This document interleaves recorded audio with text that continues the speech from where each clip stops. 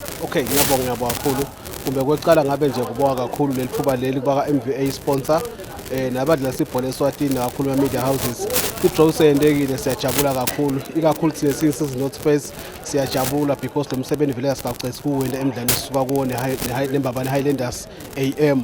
So nawo sesithole lithuba ukuthi sikhombise vele ukuthi it's-powerful kakhulu kunabo and nyalo batawubona nabo.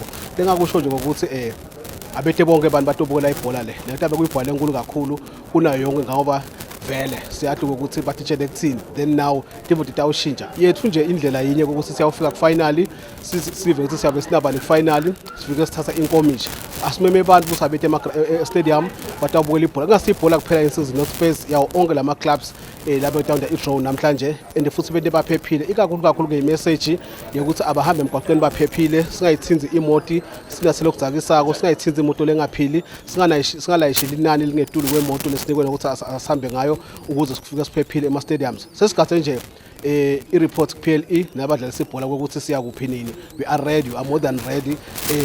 Ngenhlanhla lehle nelwadi lethu limnanzi kakhulu kude nema-injuries kude lesinawo sitawusebenza batawujabula abantu besizwe North Face.